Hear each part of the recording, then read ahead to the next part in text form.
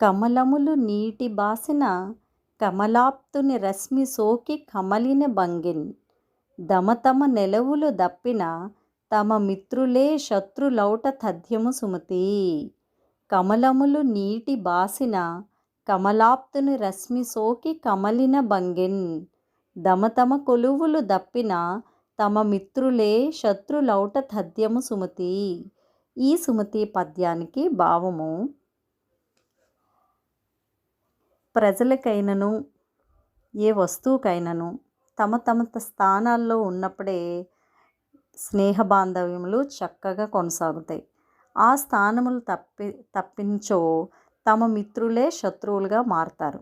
అది ఏ విధంగానంటే, కమలములు నీటిలో ఉన్నంత వరకే సూర్యకాంతికి వికసిస్తాయి.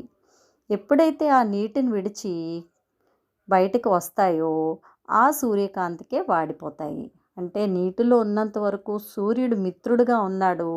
ఎప్పుడైతే దాని స్థానము మారిందో అప్పటి వరకు ఉన్న మిత్రుడే శత్రువుగా మారాడు. ఆ సూర్యకాంతికే కమలాలు వాడిపోతాయి.